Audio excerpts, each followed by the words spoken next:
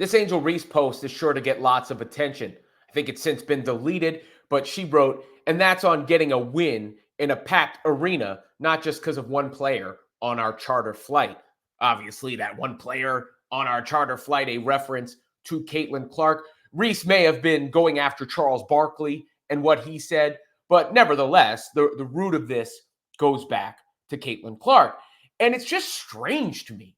It's just strange to me because Caitlin Clark has not done or said anything to warrant all this distaste that is coming her way.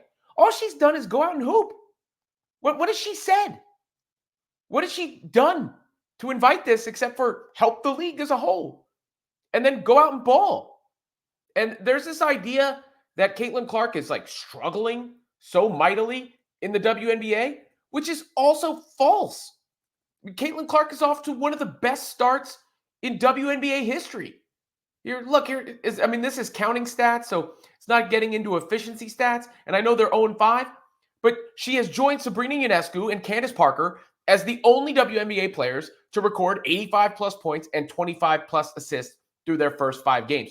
She's, got off to a little bit of a rough start in an adjustment period. And I'm sure, she'd like the turnovers to be down as she acclimates herself to her new teammates and the style of play.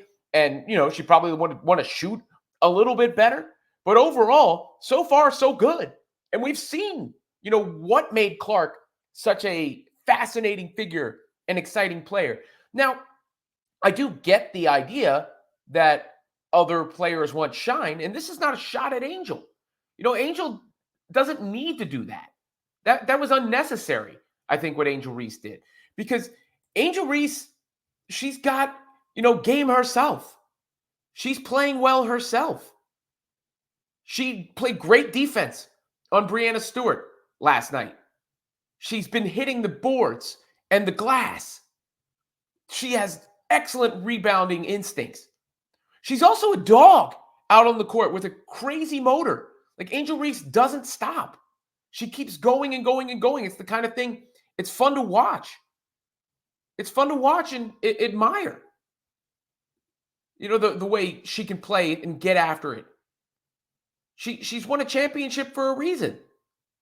Look, here's a quick shot of some of that defense that she had on Breanna Stewart. See Stewart catch the ball. Here comes Reese.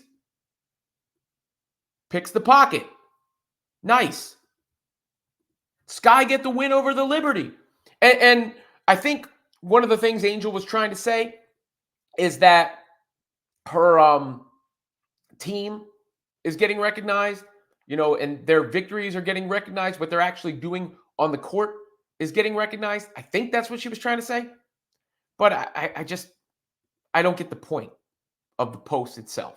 Because, look, I've been talking positively about Angel for a minute here.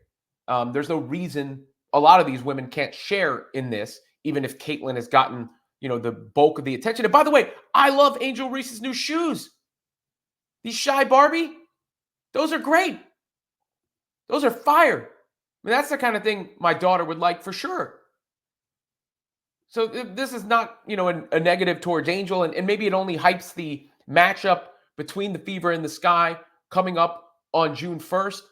But it's really about this entire thing as a whole. And I've tried to avoid it. I want to focus more on basketball, like Angel Reese, basketball, right?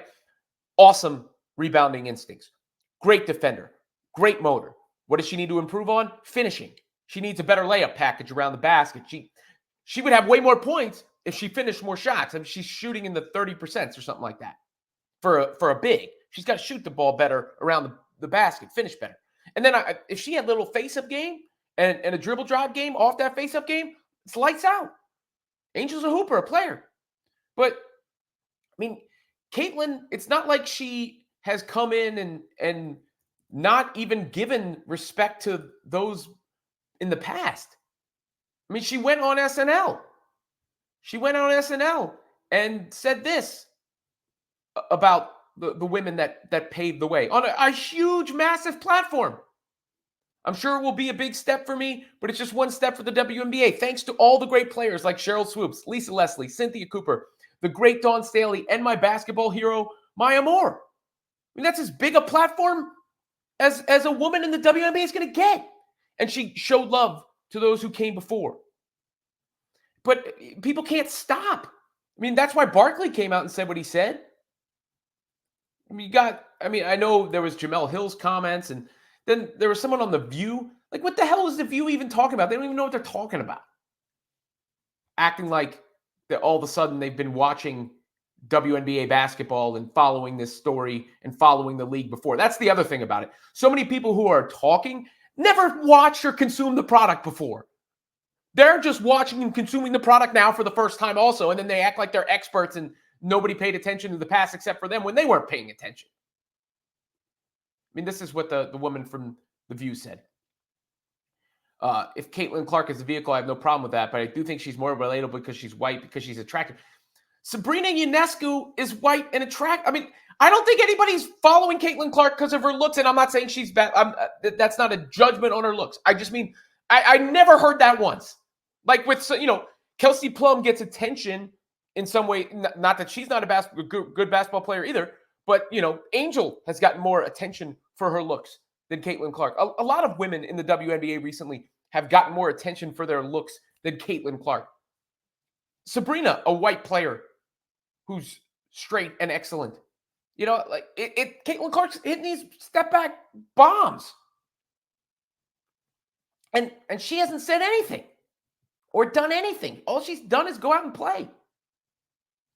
Look, I'm excited for that Sky and Fever game just like everybody else.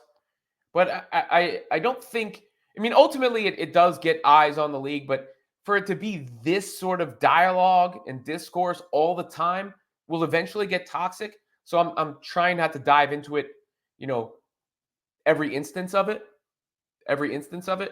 But, LeBron had to come out and talk. Charles came out and talked. Reese posted what she posted. And by the way, congratulations to her. Great start to her career. This rookie class is going to be monumental.